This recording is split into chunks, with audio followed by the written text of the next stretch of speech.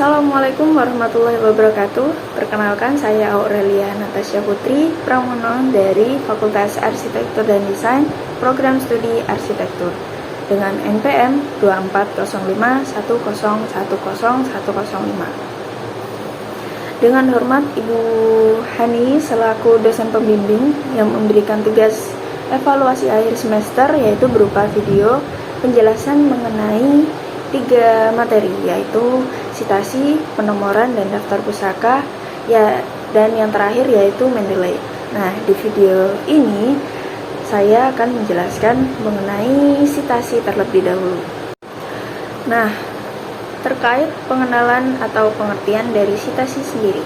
Sitasi adalah kegiatan mengambil sebuah kalimat atau lebih dari karya tulis orang lain untuk memperkuat argumen dalam penulisan dirinya sendiri. Biasanya ini sitasi disebut sebagai kutipan. Dan pengertian lainnya sitasi adalah sebuah referensi yang memberi sumber atau berisi sumber dari naskah yang dipubliskan maupun tidak dipubliskan. Dipubliskan maupun tidak dipubliskan ini seperti apa? Dipubliskan itu berarti buku atau surat kabar, dan jika tidak dipubliskan itu seperti artikel atau jurnal pada internet. Nah, kegunaan atau fungsinya menulis sitasi dalam karya tulis ilmiah itu adalah untuk menulis ulang suatu pernyataan yang berasal dari orang lain. Sitasi ini penting dalam sebuah karya ilmiah, hal yang wajib dicantumkan karena untuk menghargai karya ilmiah orang lain, terutama untuk menghindari plagiarisme.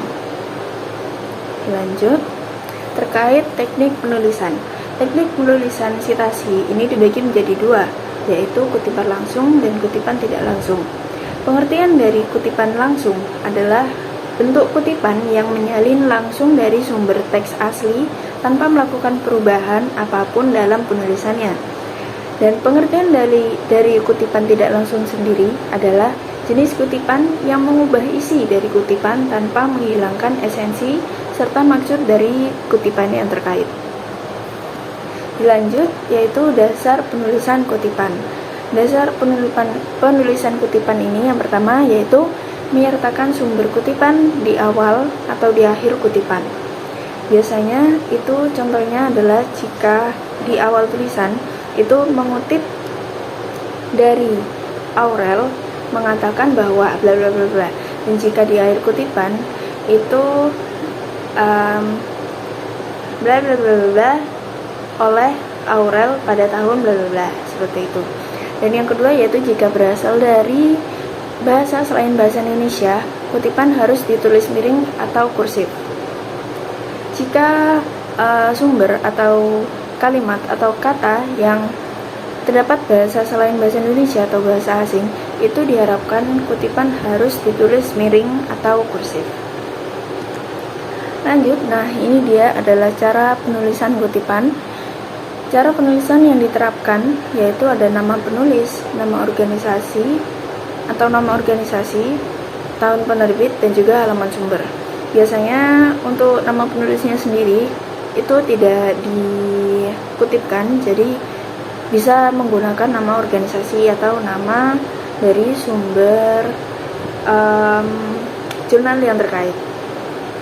Contohnya yaitu bisa dilihat Laila pada tahun 2012 di halaman 100. Jika menggunakan nama organisasi, Oxford Paperback Dictionary pada tahun 1979. Jadi untuk halaman sumbernya itu opsional juga ya, karena tidak semua dari halaman bisa saja dari artikel yang dimaksud tidak dipubliskan tadi. Selanjutnya, jika mengutip 2 penulis bisa menambahkan dan atau simbol dan. Contohnya seperti itu, Jan Kirsten dan Aaron Yeager pada tahun 1985 pada halaman 11. Dan jika mengambil banyak sumber pada jurnal atau karya tulis yang kita tuliskan, itu bisa diberi tanda titik koma untuk membedakan. Contohnya yaitu Barotot 1988 titik koma, atau bisa sebagai dan Mimir dan Erwin pada tahun 2000. Seperti itu. Nah, terima kasih sudah menonton sampai akhir. Mohon maaf apabila ada salah kata maupun pengucapan. Terima kasih. Wassalamualaikum warahmatullahi wabarakatuh.